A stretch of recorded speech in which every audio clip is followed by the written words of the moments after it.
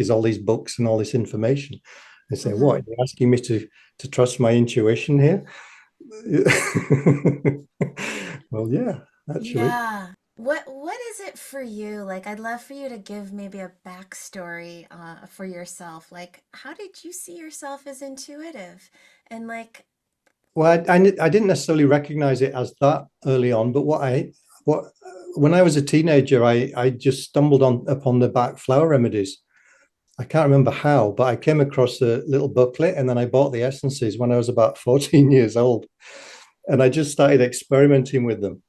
So, and it was literally just following an interest. I don't know where that interest came from. It wasn't in my family or anything like that. I just recognized, to me, it was like a recognition. You know, I came across something and something in me went, yes, follow this.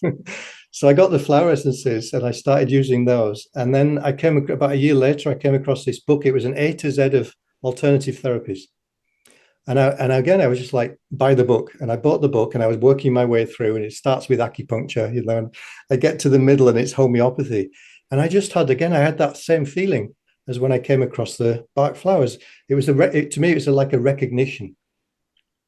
I was reading about Hahnemann. I was like, I already know this stuff. But how could I possibly know it? I'd never even heard the word before. So it had this deep familiarity for me. So that was kind of, I suppose I was waking up to the fact that we have the capacity to know something without knowing how we know it. And so I just kind of followed that interest. And then I started accumulating books. And then eventually someone gave me a little remedy kit, which had about 11 remedies in it. I had no idea that you could train in this thing. All the books were 100 years old. I thought maybe it was something, you know, that went out ages ago.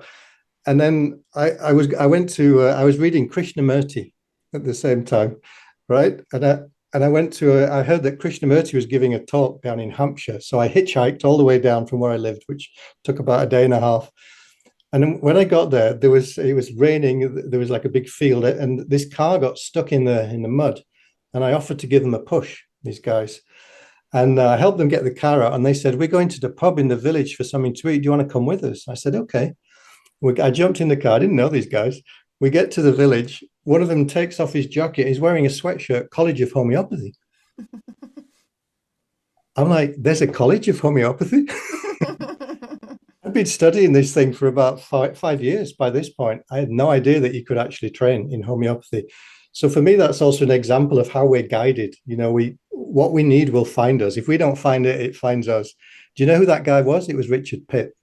oh wow. So that was Yeah. it. I said, it's like there's a college. He said, yeah, of course. He was in the third year or something. I said, where is it? He said, it's in London. I said, okay, that's it. I'm moving to London. And Uh-huh. I was just following that inner pull all Yeah. the way through, all the way. And my experience, you know, from day one was that when you follow it, things work out. Everything works out. And continuing to follow that inner pull with your prescribing and with everything. So you followed this pathway that included Krishnamurti, it sounds like, and homeopathy Well, and that was one of many kind of spiritual things that I got into and got interested in. That's always been a kind of parallel interest for me as well. Um, but when I got into homeopathy, especially when I got into the training side, I recognized that there's what I would call the outer game, which is like the skills and the tools and the techniques, but there's also what I call the inner game. And the inner game was what interested me more than anything else, which is it's not what you're doing, you know, in the external form. It's where are you doing it from within yourself. That became my overriding interest. So that's what I kind of developed eyes for. You know, I was looking for what is it that enables people to thrive and enjoy their work as homeopaths versus what is it that creates struggle and difficulty and makes it seem like hard work. wow. That's my specialty, if you like, in homeopathy. That is an incredible specialty. I'm sure maybe it takes a while, but for you to share that, but can you share some kind of pearls on what it takes for us to maintain our passion, to stay connected, to continue to grow in homeopathy? Yeah, and I can speak from my own experience because you know I loved homeopathy, and one of the things that I learned was that some of the things that I'd adopted from my teachers, which is, I think that's how we all start out mostly. You kind of look to the teachers that inspired you, and you adopt at least the key elements of their approach. So my approach was a combination of Robin Murphy and a guy called Ken Metzen, who I did my clinical training with, and I created my own sort of amalgamation. Well, what I think you realize after a while, or at least I did, was that some of the things that I'd taken on, they weren't actually mine. They were they were like the, what do you call it, the stabilizers that you have on the bike as a kid. They helped me to get going, but they weren't really, it wasn't really my own authentic way of working. I had to find that for myself. And in order to do that, you kind of have to be willing to let go of some of the things that you've taken on board. So that was one thing that I learned, was that you can't just mimic someone else's approach and expect that to continue to work for you forever. I think there's a point where you're going to outgrow that. And if you're aware of that, it's not a problem, because you can recognize when you're ready to outgrow it. In my case, I was starting to get burnt out because Ken Metzen, the guy who I did clinical training with, he worked like a GP. He was like a homeopathic general practitioner, and he would see like 35 patients a day. So 15, 20-minute appointments, high turnover practice, very much clinically oriented prescribing. It's a great way to get a practice going. It's also a good way to burn yourself out. And also there was a point where I realized, actually, I want to spend more time with people. I got more interested in what happens in the consultation space. I started to discover there's a lot of healing potential in the consultation space, even before you get around to thinking about remedies. So I wanted to give myself the time to explore that. So again, I had to change my approach. I had to drop the idea of seeing 30. I mean, I never got up to 35, but I was seeing about 25 patients a day. And so I just had to cut that back a lot, give myself more time, and take all the pressure off myself to try to find remedies, and focus more on the actual space itself, the listening, and me being a kind of reflecting mirror so that the person could have their own realizations.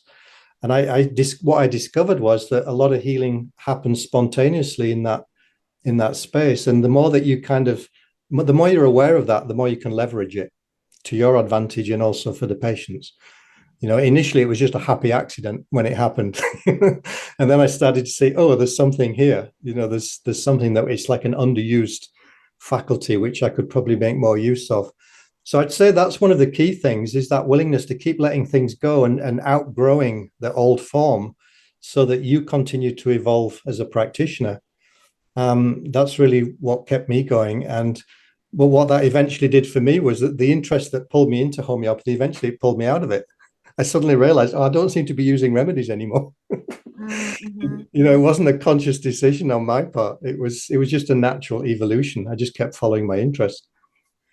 Right, right. And so in that, it was it that you became the remedy by becoming such a perfect mirror for that person so that they could have those insights, which you refer to in that quintessence forum talk as the Yeah, insight. I wouldn't call myself a perfect mirror. I think that's stretching it a bit. But I realized that was what I was more interested in exploring and getting good at. So I just gave myself permission to go down that path and kind of let the other stuff fall away. I remember one day I was sat with a patient, and the window cleaner came. He was cleaning the windows, this guy, and he's got a big smile on his face and, hi, giving me a wave. And I suddenly realized I wasn't listening to the patient. I was watching the guy. And the thought occurred to me, I want his job. I hadn't realized I was burnt out, I was just exhausted. And then I quickly realized, no, I don't want his job. What I want is how it looks like he feels, which was like carefree. It looked like he was just carefree and he's doing his work, and he'd go home and he wouldn't think about it anymore. Whereas I was going home with a pile of cases. I was working on cases till 11 o'clock at night. And I was overwhelmed and exhausted from working in that way. So I just sat down one day and I just made a list of all the things that I didn't really want to do anymore as a homeopath. And it was quite a long list. It included repertorizing and all the things that I thought I had to be doing. Oh my goodness, you're coming at such a good time for me because I'm supposed to be teaching repertorizing right now. I And just um and it comes from that, I think, that echo chamber of homeopaths saying in order to be a homeopath you have to have this, which you know, as a beginner homeopath, I understand people want to have those pieces that everybody else seem to have